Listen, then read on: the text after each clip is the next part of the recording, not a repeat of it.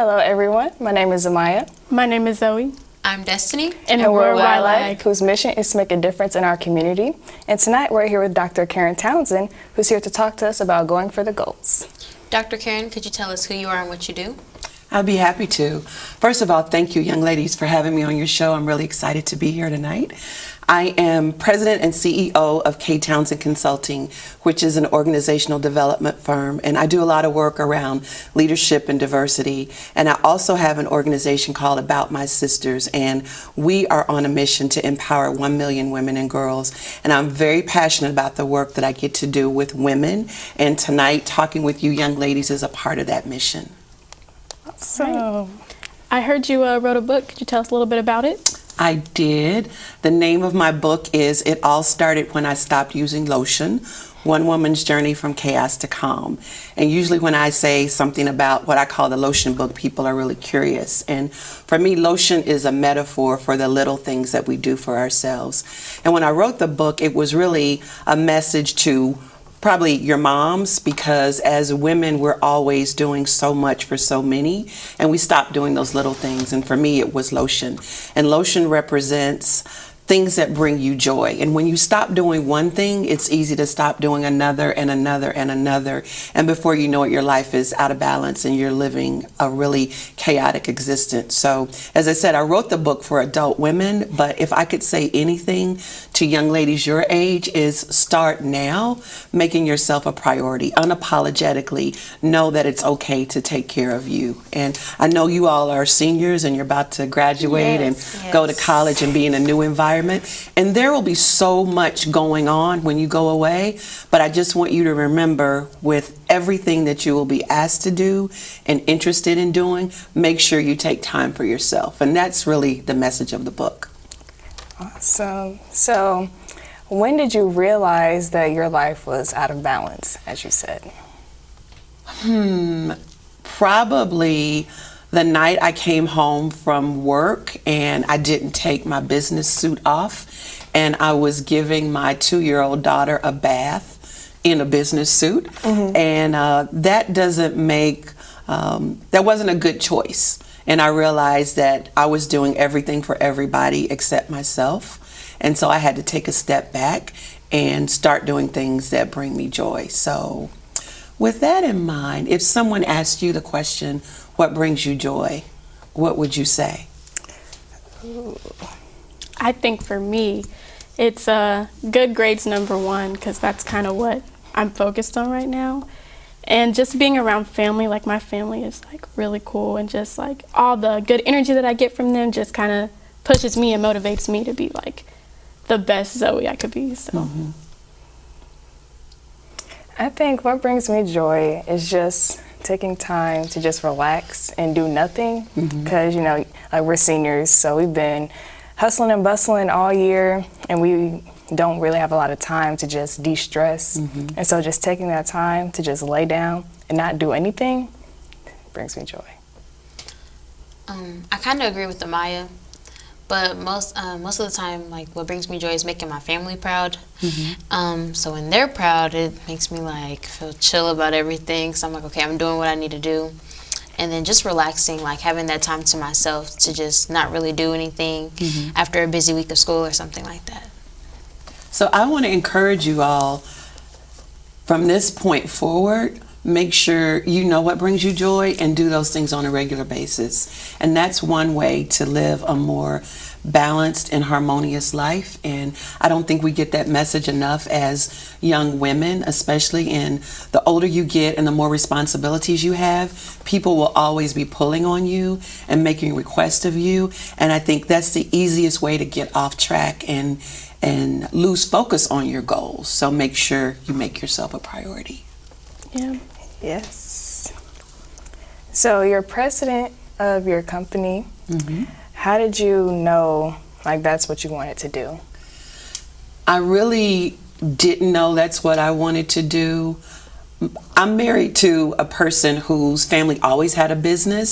So for my husband, owning a business was just natural. But for me, I was raised by a single mom. I grew up in poverty. I was raised in the projects. So being the president of my own company, that was nothing that I ever thought about. But I had been working professionally for a number of years, and someone in my organization said something to me that was inappropriate, insensitive, and very discriminatory. And I was so upset. And my mother always told me, if you're not a part of the solution, you're part of the problem. And I decided I wanted to be a part of the solution. And I was also looking at my life, deciding where I wanted to go and where I wanted to be. And I looked in the organization and I didn't see my next opportunity. And I decided that maybe I needed to do something differently. And someone once told me sometimes in order to move up, you have to move out. So I decided that I was going to start my own business. And to be perfectly honest, I did not have a business plan. I did not have any clients. I really didn't know what I was going to do, but I stepped out on faith and started my business. And I've been doing it for 19 years now, and I love being my own boss.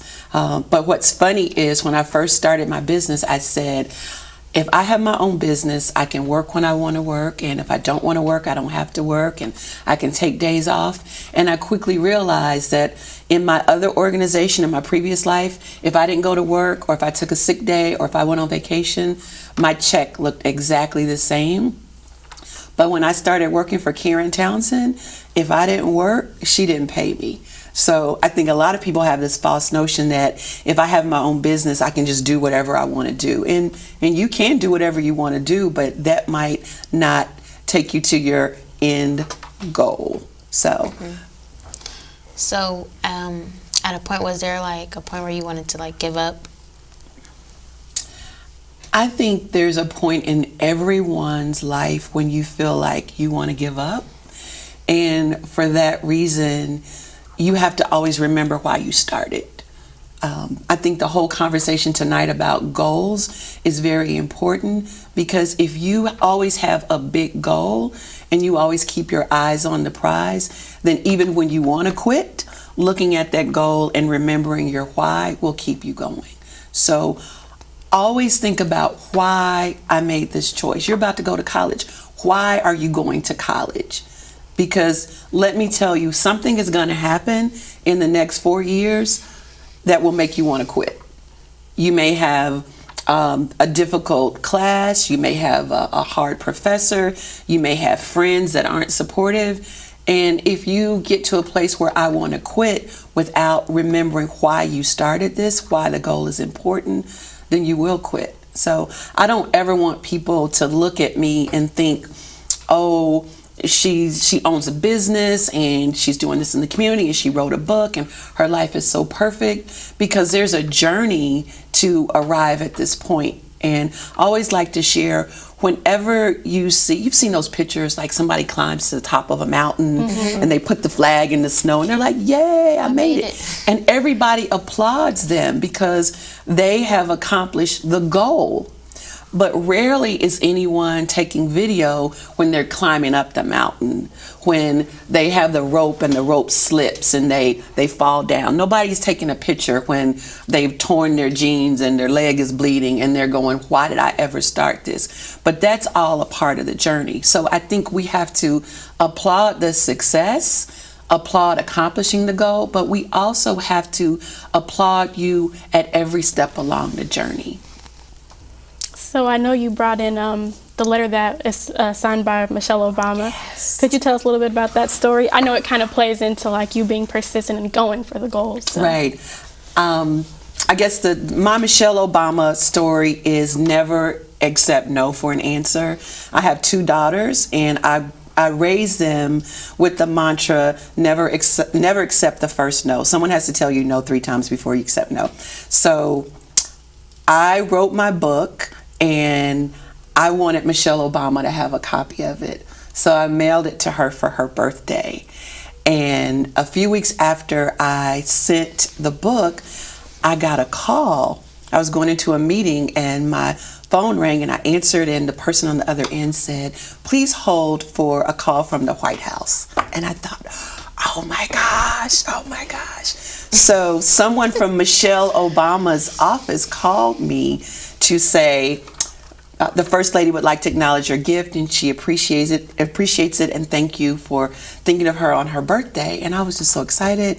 And then I thought, the phone call was nice, but it would really be nice if I had a letter. You know, how often do you really get something wonderful and then you want something else, just being greedy? Yeah. And I was being greedy. So some time went by and I actually did get a letter from the White House, but I had been traveling, so the letter was sent back to the White House because it had to be signed for. And when I realized that the letter had been sent back, I was devastated.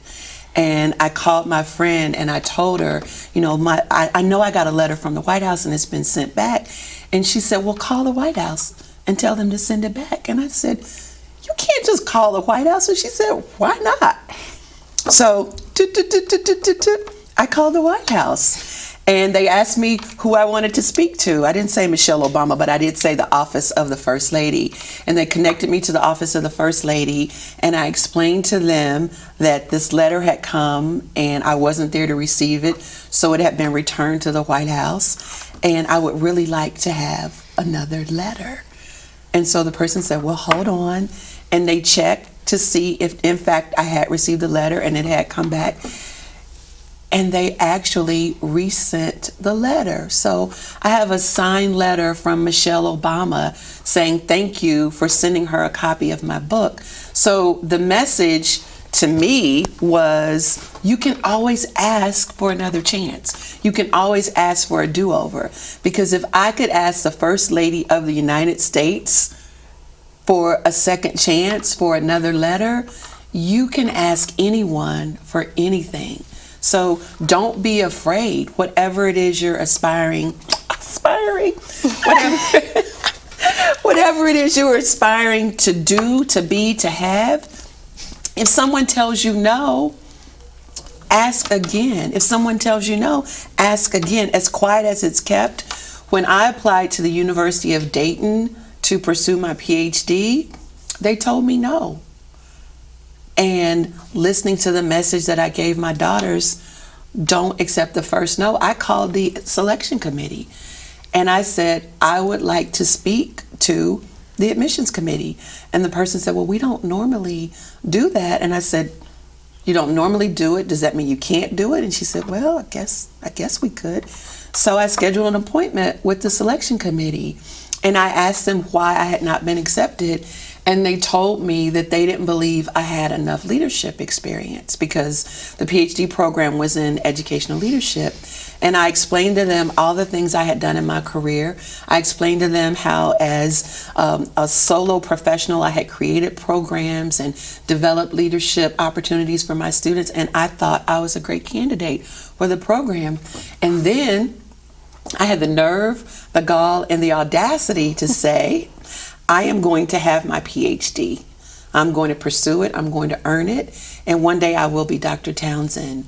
And if I'm not an alumni of the University of Dayton, when I'm an expert in my field, you'll be sorry you didn't accept me. Yeah. And about 2 weeks later, I received a letter that said, congratulations, welcome to the program. So I'm just a person who does not accept the first no, because the first time you accept no, your goal gets further and further away from you. Yeah. The first time you came to speak to us about the Michelle Obama letter and you and the University of Dayton, I really related to that because I'm not a person that gives up easily, but I know like I get discouraged really fast. So like having you come talk to us and basically say like it's okay, like failure really isn't an option at this point, especially with all of us about to go to college. So like I don't know, I really like that story, so that's why I brought it up. Well, you know, people always say failure is not an option, and I don't know if I fully embrace that statement, because in life you're going to fail. but failing does not make you a failure.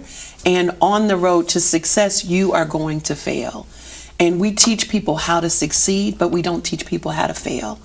And I hate to tell you, ladies, but there may be some failures in your life, but don't let a failure stop you. There are going to be people who tell you no.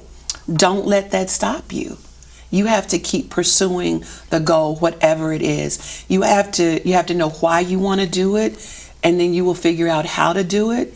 But no's will occur, failure will occur, but that shouldn't stop you from anything you want to do or be or have. So you said you don't accept the first no and you keep asking. Do you think that repeatedly asking can like kind of damage, not saying like damage your reputation, but could it have some negative consequences? Well, it depends on how you respond to the no. If someone tells you no and you use bad language or become violent or act inappropriately, that's going to come back to haunt you. But if someone tells you no and you say, well, could you give me some additional information? Okay. Could you point me to the person who can tell me yes? Is there something I need to do to get a yes? I think if you approach it proactively, you can get to a yes. And even if you don't get to the yes, you get more information. Because sometimes no doesn't mean permanently. Sometimes no means not now.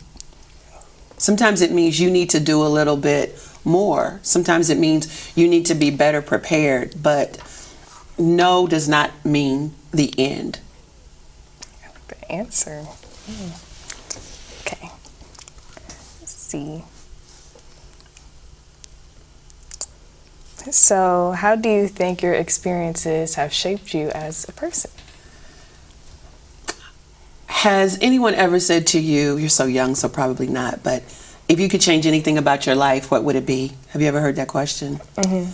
And people have said that to me, if you could change anything about your life, what would it be? And for me, I would change nothing, because everything happens for a reason. The good things happen for a reason. The bad things happen for a reason. And I think every experience shapes you and creates you to be the person that you are today. Even, I tell this embarrassing story about why I even live in Ohio. And I live in Ohio because I was a senior at Kentucky State, and I was about to graduate, and I had this boyfriend, and he lived in Ohio, and we broke up. But for some reason, I put it in my mind that if I was in Ohio, that we would magically get back together. This is so embarrassing because some of his relatives may watch this show and put two and two together. But anyway, when I look back on it, it's like this embarrassing reason that I ended up in Ohio. But I wouldn't change it, because if I hadn't come to Ohio, I wouldn't have gone to Ohio State to get my master's degree. I wouldn't have met my husband. I wouldn't have ended up in Dayton to get my PhD. I wouldn't have the 2 children that I have. I wouldn't have the connections that I have in my life. I wouldn't have met you ladies. So if you change one thing, you change everything. And rather than live a life of regret, like, oh my goodness, I hadn't done that, sometimes we need to ask ourselves, what can I learn from this? What's the lesson? So how do you stay to your dream when you feel like no one else believes in you but yourself? There's a gospel song that says, sometimes you have to encourage yourself. So sometimes you have to encourage yourself. And if you have a dream, I said it before, but it's worth repeating. You need to know why that is your dream. And sometimes people don't understand your dream. Sometimes people don't believe in your dream, but that has nothing to do with me. If you don't believe what I believe for my life, that's on you. So you have to be sure in yourself. You have to know why you want to do it. So when the naysayers come along, you can just... I believe there are 2 types of people in the world. There are dream builders and there are dream busters. And the dream builders are the ones when you say, let me tell you about my dream. they go, oh my goodness, that's amazing. I believe in you. What can I do to support you? Let me introduce you to this person. Those are the dream builders. And the dream busters are the ones when you say, this is what I want to do with my life. And they're like, girl, you cannot do that. Who do you think you are? Nobody in your family ever did that. So those are the people that I don't want in my space. So when you're interacting with people, Maya Angelou said, when people tell you who they are, believe them. People tell you who they are by their actions, their words, and their deeds. And if there's anyone in your circle, in your sphere, who is presenting as a dream builder, you keep them closer. And if there's anyone that's presenting themselves as a dream buster, note to self, I need to distance myself from you. So can you think of any dream builders in your life? Yes. My mom and my friend Caleb, he's a really good dream builder. And you know, just my family, and I would say myself, because how you say, you have to encourage yourself. So sometimes, you know, you'll get into that mindset where it's like, oh, I just want to give up, I'm going to quit, I'm done, especially with it being the end of senior year. Been struggling with that, but you know, I have to remind myself, like, it's all going to be worth it. Just, you know, stick to it, and I got it. Yep. Yeah. My two best friends, actually, Dejanay and Lauren, they have really like level heads, and like they help me out with my problems. And also Miss Sherelle, she's actually the leader of this group who like started this, and she made a lot of stuff possible for us, and like exposed us to a lot of different people. So like if we ever did want to meet up again and network, like it would be easy to do that because they know our names and can match the name with the face.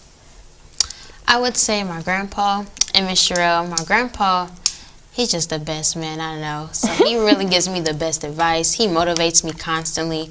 And Miss Sherelle, like Zoe said, she gives us the people for what we want to do. Like there's so many different people that she's brought us around. So she's helped a lot. So conversely, can you think of any dream busters? You don't have to say their names. But can you think of people? Yes. A couple. I have a lot of people that want to make it seem like what I want to do will affect them in life. And they say, well, maybe you should do this. I don't want to do that. I want to do what I want to do, and that's my dream. So you're either going to hop on my train with it and take the ride, or miss the train. For real, gonna get left. That's just that. I've been lucky not to have like dream busters in my life. Like everyone that I've surrounded myself with has been positive, so like I haven't had to go through that. But I hear people talking in school, and like everyone's saying, "Oh, girl, you can't do that. You can't do this," and it's just like, let's just calm down. We can do it. We can all do it. You can. You have to believe it. Something else I do. Do you all have a theme song? For YLAG or just, just for for ourselves? myself. For yourselves. A theme song. So if you don't have one, I want to encourage you to get a theme song before you start your first year of college. Beyonce. I can't remember. I have a theme song, but it's a gospel song, and Okay. I love this song. What is it? For Your sing it. Glory by Tasha Cobbs. Sing it. No, ma'am. But I really do love the song. I can sing that in my room. I can sing that on my way to church. I love that song. It really motivates me. And the reason I asked about that is because sometimes when you are not feeling it, when you are discouraged, if you have a theme song, you put it on, and music can just change your state and change your attitude. And for me, before I have an important meeting, before I go in to talk to a client, I play my theme song. And it puts me in a state of mind that you can do it. My theme song is Work That by Mary J. Blige. Oh, my mom loves that song. And so if you ever see me in the car in the morning and me and Mary are in there singing. Me and Mary. I have like a set of songs that I listen to every morning, but they're like hype songs that make me feel good. It's not like a theme song to say like, oh, you got this, girl. Yeah. I think everybody should have an empowerment playlist. Ooh, That sounds good. I should make one of those. But I do have a few songs that do motivate me, or just give me hype, like Zoe said. Makes me feel better.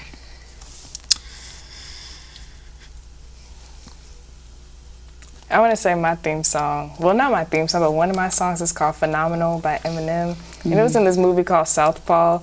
So it kind of has like some boxing references, but the overall message is that you have to remind yourself that you're phenomenal at the end of the day, and that it gets me every time. I like that. I like that. So before we end, you have a conference that you host called Sister to Sister. So could you tell us more about it? Sure. In 1993, I started the Sister to Sister Conference because I thought I was having a midlife crisis, nothing that you all would know about because you're too young. I was about to turn 30 and I was just questioning everything about my life. Like, am I doing what I thought I would be doing? Am I at the point in my career that I thought I would be? Do I have the right people in my circle? And I went to a friend of mine and I said, wouldn't it be great if we could host an event for women and just focus on ourselves? And she said, well, if you would like to do it, I will help you. And so the Sister to Sister Conference was born. We thought it would be a one-time, one-day event. But 25 years later, we're still around, and we just celebrated our 25th anniversary. We were recognized as one of the longest running women's events in the United States. And other than giving birth to my two daughters, giving birth to Sister is one of my proudest accomplishments. As a part of Sister to Sister, we like to partner with organizations in the community as a part of our mission to empower 1 million women and girls. And so this year, we were very proud to support YLAG in your summer mission trip. It's just an opportunity for us not to just talk about empowering women and girls, but to really put our money where our heart is and support the great work that you're doing in the community, because all too often young brown girls are portrayed negatively in our community, and we don't see images of girls like you serving and excelling in school and just being positive women. So it was just something that made sense to us to support YLAG. So we're really excited about our partnership. Yes, we are too. Thank you so surely much for the grateful. donation. So do you have anything else that you would like to add before we end our segment? The only thing I would add is stay true to who you are. But before you can stay true to who you are, you have to know who you are. So if you aren't clear about who you are and what you want, when you go away to college, people will try to determine who you are and what you will be. So take some time, if you have a journal or just a special notebook, to write down the woman that you aspire to be. And on those days when you have doubts, or on those days when the goal seems so far away, you can remind yourself, this is who I am and this is who I aspire to be. Well, thank you so much for sharing with us. Thank you. You're welcome. Thank you for having me. No problem. It was very fun. Nobody cried.